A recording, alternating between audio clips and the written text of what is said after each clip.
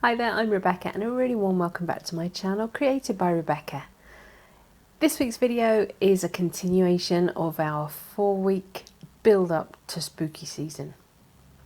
Let's get started.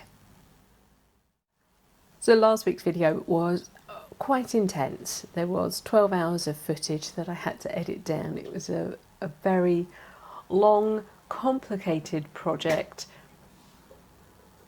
doing needle felting. This week's video is so much easier, so much quicker, and a lot less skill level involved.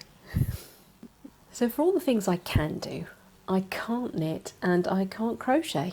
I cannot even get past the casting on stage. I just can't get my head around it. So I leave that to other people who are very good at things. But I love those knitted pumpkins that you see everywhere. They look so cosy and squishy. And I actually have a big collection of them that I put out every year that I made myself. And I'm going to share that with you today. First thing I'm going to need is a pile of old jumpers. These are old jumpers. They are ones that colleagues at work kindly donated to me. But I haven't bought anything new to do this with. It doesn't matter how coarse or fine the knit is, it doesn't matter what the wool is made out of, the yarn, is it real wool, is it acrylic, it doesn't matter. These are just going to be fun decor items and we are repurposing rather than putting into landfill. And as I say, my collection, which are greys, greens and sort of sagey colours, I've had for, 10 years now probably, and they come out every year and I love them. So we're going to do something that kind of coordinates with what we've got going on here. I have got another jumper that I've been itching to use, itchy jumpers, so I might see if I can bring that in as well. I'm sure I can. So come on, let's have a look. So my first jumper is this lovely strawberry pink one, which I think will tone in nicely. It's got a lovely chunky knit, nice rib cuffs. It's not a huge jumper. And the way I work with these is to section them up. So the first thing I'm going to actually do is remove the cuff. I've just got a pair of dressmaking scissors. I'm going to come in just above the ribbed section just to give me a little bit of a turnover. This is the only bit of specialist equipment that is going to help with this project. It's not absolutely necessary, but it does make it easier, especially when you get onto the big pumpkins. This is called a doll making needle.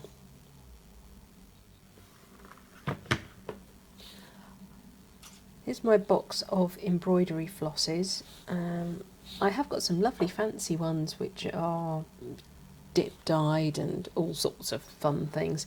These are Anchor and DMC ones that I've collected, and also some were from my mother. That's not a bad match. So I'm repurposing things and I think that's nice. I'm not going to bother to knot the other end of this because it's just going to pull through.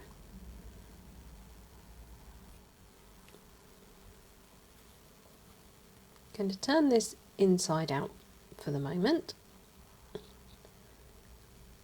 And I am going to use the seam as my start point.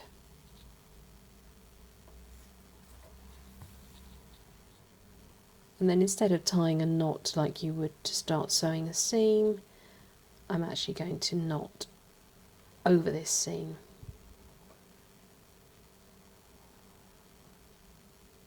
It really doesn't matter how discreet this knot is at all.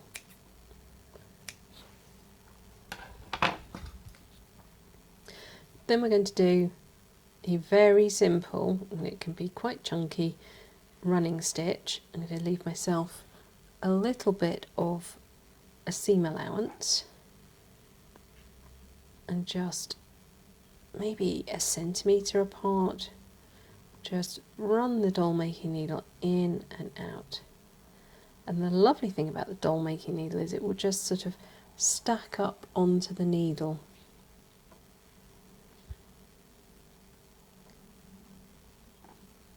And then you can pull it all through at once and go again.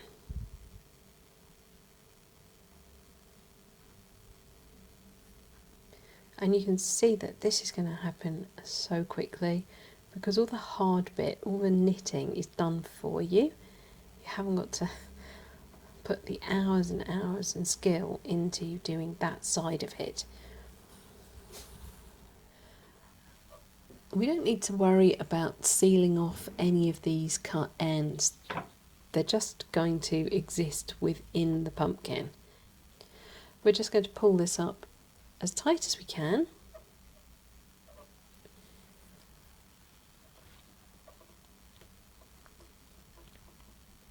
And I'm going to pass the needle through a couple of times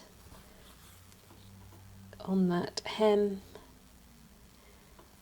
because I find that hem makes a really nice strong anchor point.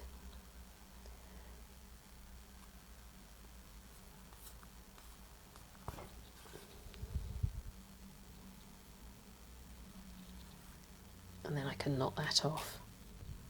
We're now going to turn that right side out, and I'm going to pass my doll making needle out through the centre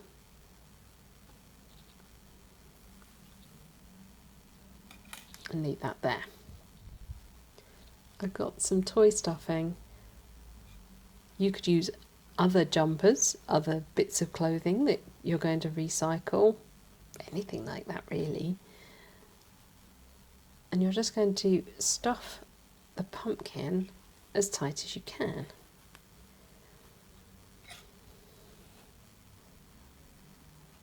And you don't even see, even on the chunky knit like this, you don't really see the white coming through, so don't worry about that. But it does want to be really well packed.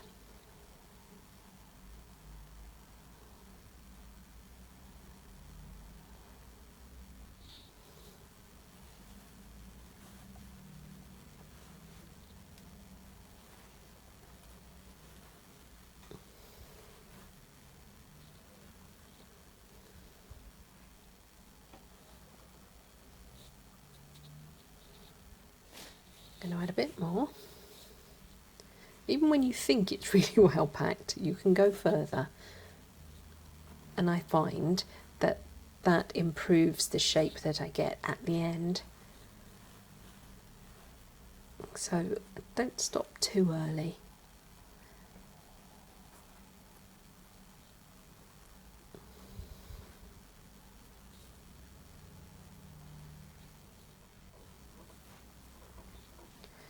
I think we're about there now. Basically, I can only just close the top by hand.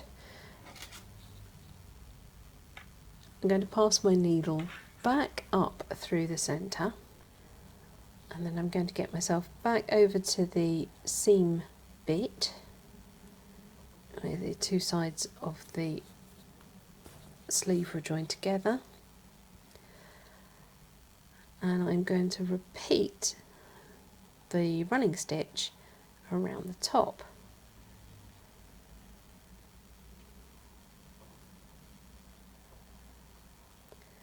Because this is a nice finished edge, I don't need to leave too much of seam allowance, because it's already been knitted in a way that is going to make that hem not run. Whereas the other end obviously is a little bit more delicate because I just cut it with scissors. You could bind the edge, but you genuinely don't need to.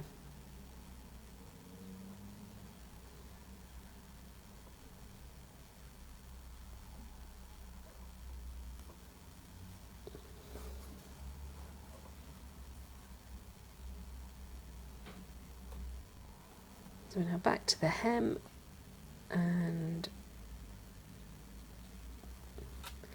bring my needle out and pull this as tight as I can.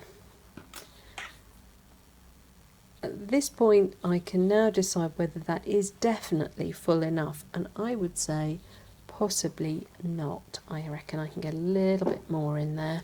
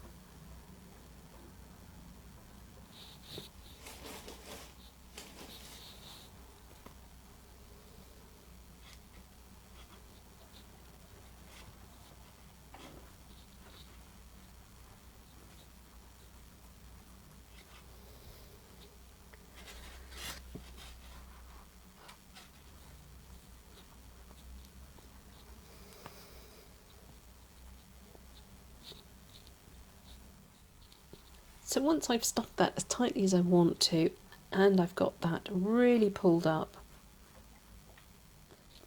I'm going to pinch it in such a way that the thread can't just unravel itself, and I'm actually going to overstitch a little bit.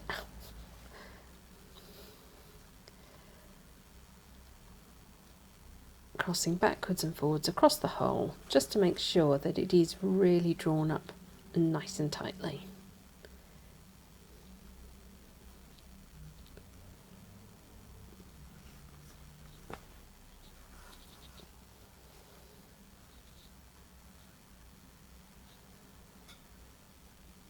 And you can decide which end you would prefer to be in your bottom end, and you can decide whether you want it to be a sort of squarish looking pumpkin, whether you want it to be a flat pumpkin. That is all down to you. Although this is a papier-mâché pumpkin, this is what pumpkins do.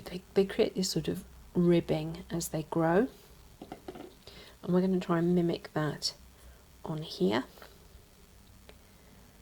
And my needle just unthreaded itself for me. It was very unhelpful, but we're going to rethread it. So I did knock that off. And then we are simply going to pick a place to start. I might actually use these to run my thread. So I can pick one, run the thread up, and then take it back in through the hole and out of the other end and pull. And that is how we are very simply going to create the ribs.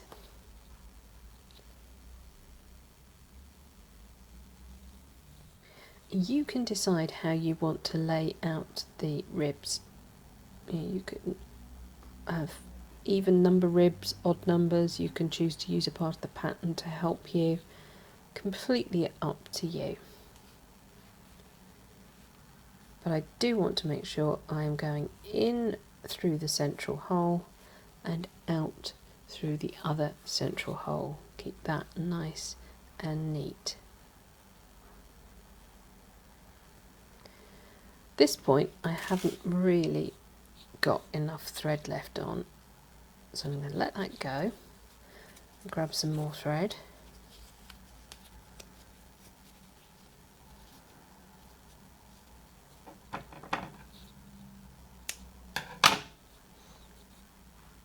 and I'm just going to knot this onto the end. The nice thing is, because this is so open, you don't have to worry about knots getting stuck. so a nice big chunky knot is going to be fine. And obviously you couldn't do that in fabric, but in something like this it's absolutely fine. Honestly, I would say the hardest bit about this is threading the needle. Right, I'll pull that back up. And I want to be sure that I'm getting a nice even draw.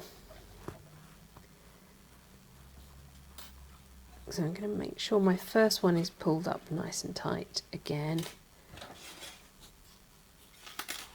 And then pull the second one back up. Just to prove to you that this is fine. As I draw this knot down,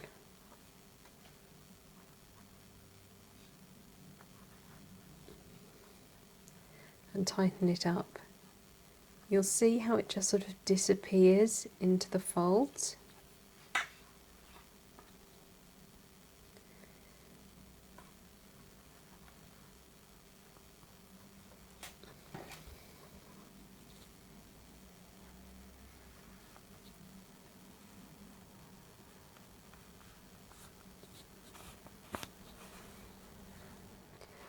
I like to work in opposites. And so I've just tightened this one, and now I'm going to pick a rib here and come up opposite it. I find that helps keep the stuffing nice and even rather than trying to work my way round in a circle. So I think we're going to go for another section here. It's not going to be terribly even in terms of spacing because we've got odd numbers, but it will be even in terms of stuffing. And then I'm just going to need one more, I think, to get me that last section.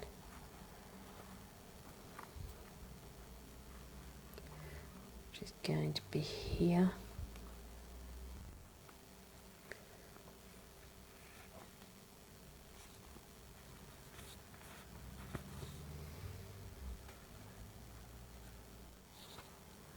Now at this point it's probably easier to switch to a normal length needle. I am going to see if I can just tie this in a knot.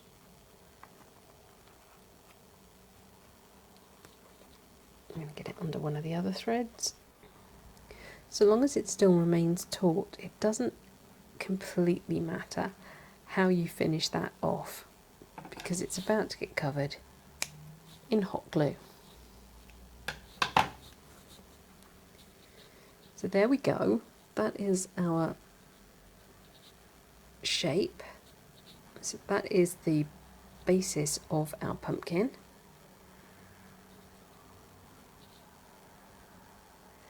And you see how cute that is. I'm going to make a couple more and then we'll add the stem on. This is the jumper I am most excited about using. It is a chenille knit and it's scrummy. It's almost like velvet. What I'm going to do with this one is I'm going to make a slightly bigger one. I'm going to use the seam to just completely remove the sleeve from the body. Oh, it's going to get bitty. That's the trouble with chenille and velvet and yummy things like that. They are very bitty, but it'll be fine.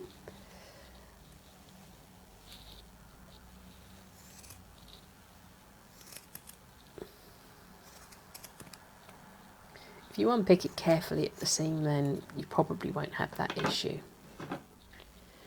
I've just slightly squared off the end by chopping the shaped taper of the sleeve head off.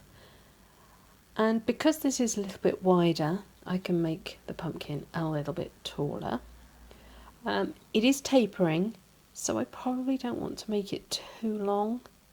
I don't want that taper to be too obvious, so I'm probably going to come in at about this point.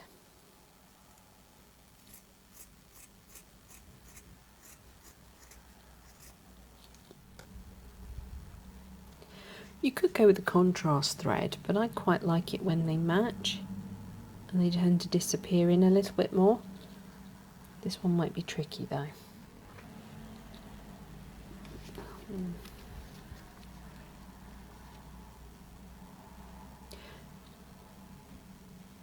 I think it's going to be this one.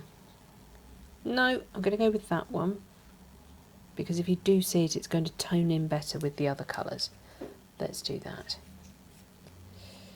A little bit of colour theory at play there. And don't worry about all these chenille bits flying around. Once we actually sew this together, it will stop shedding.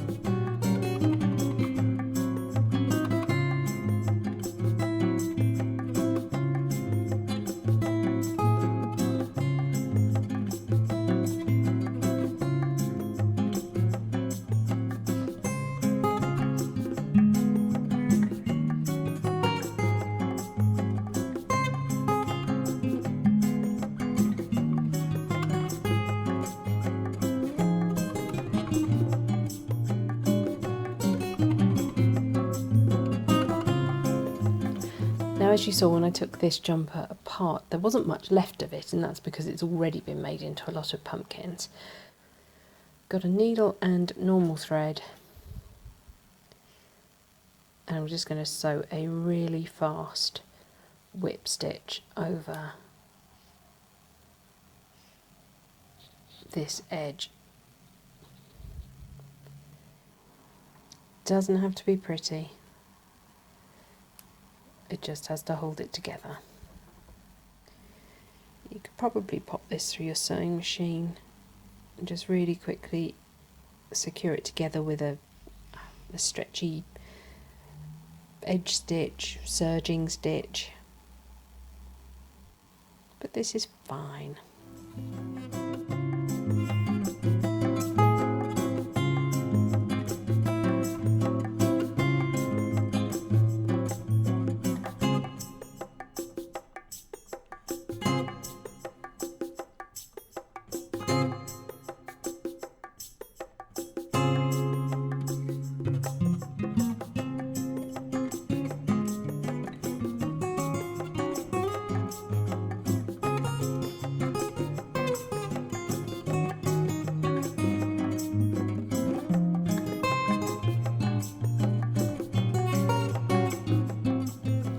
We're going to go ahead and make stalks for the pumpkins now, and I'm using some felt.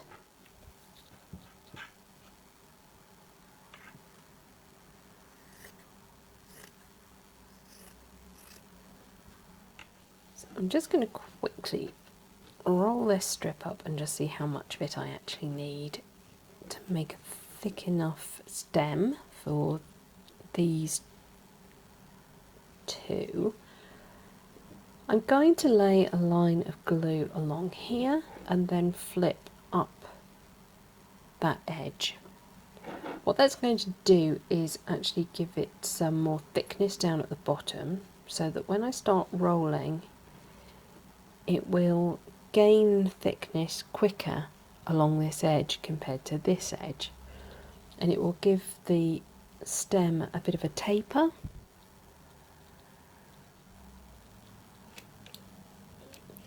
So I'm just using a hot glue gun.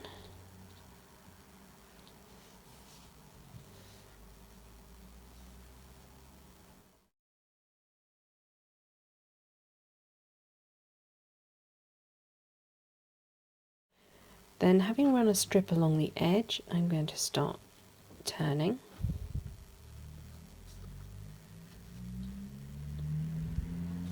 And every now and again apply another strip of glue. Now this is more of a cool melt glue. It's still hot, but it's not quite as hot as hot glue. But ow, you still need to be careful.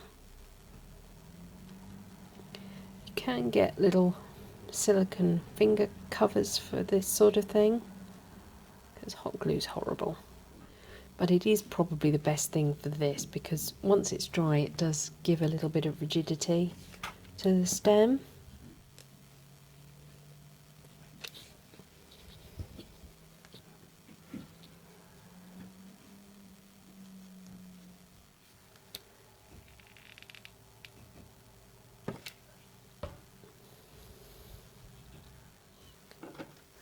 Then I can cut off the excess. And if you can do it in such a way that reduces the bulk on that seam, so much the better.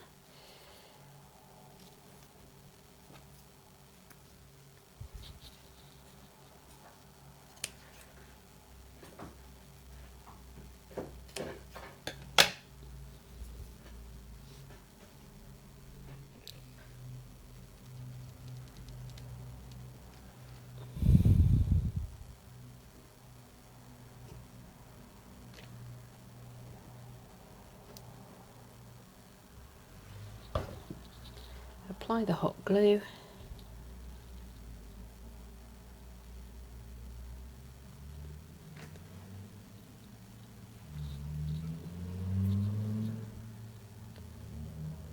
And then apply the stalk.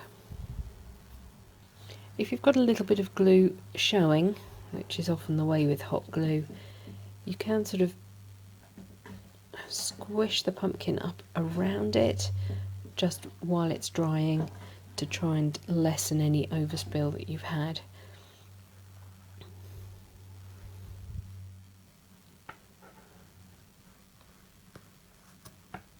And then I like to cut them off at an angle. And there we have it, 3 pumpkins to add to my display. Aren't they cute? I think the key thing is to really squish them so that it evens out all the stuffing. And you just get this perfect little shape. And you can see how the variety of knits work. It's really nice to have that contrast of textures as well as colour. Right, well that's it for this week's video. Thank you so much for watching. Please remember to like, share and subscribe to me here on YouTube. And until next time, bye.